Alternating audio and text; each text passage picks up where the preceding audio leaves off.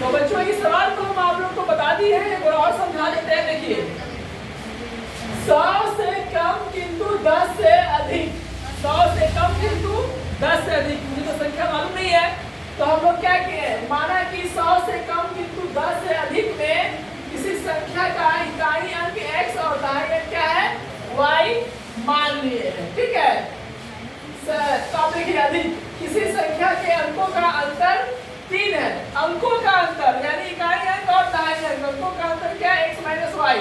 यहाँ तो है ना x का मान y से क्या होगा, बड़ा होगा, तब ना इसमें से घटाया y को, समझे कि नहीं। अब सवाल में आते हैं, तो ये संख्या के अंकों का अंतर 3 है, अंकों का अंतर क्या है 3, देखिए x minus y, first case में पर्सन से x माइनस वाई बराबर क्या 3, समझ में आया।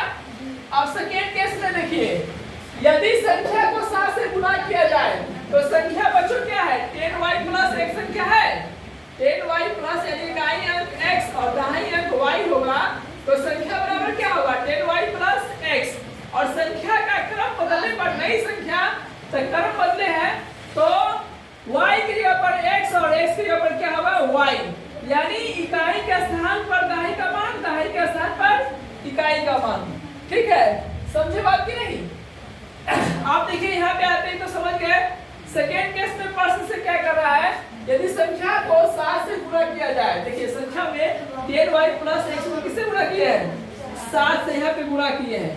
गुणा जब करते हैं तो वह अंकों के क्रम बदलने पर प्राप्त संख्या के 4 गुने के बराबर होती है। देखिए ये प्राप्त संख्या 10x प्लस y गुणे 4, तो ये जो मान है ना संख्या जो है प्राप्त संख्या का कितना गुना है 4 गुना, तो 4 से गुना हम इसमें करेंगे ना तब ये समीकरण क्या होगा बराबर होगा, ठीक है, तब मान इसमें से निकलेगा।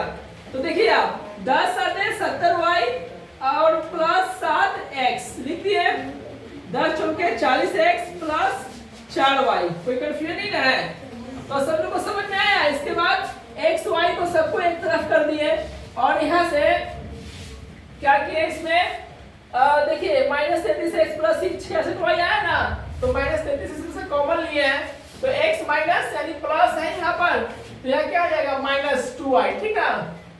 तो ये गुणा में है, बराबर की तरह है, भाग में 0 हो गया, 0 में किसी भी संख्या से भाग या गुणा करते 0 आता है, ये समीकरण 2।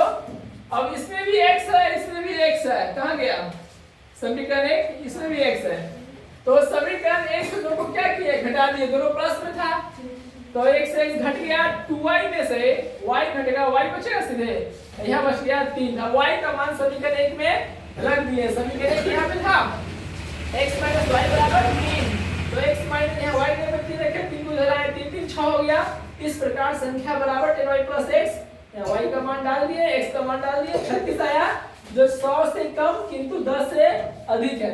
आगे सबको समझ में कोई डाउट नहीं है, 2 बार समझा दिए, ठीक है, चलिए।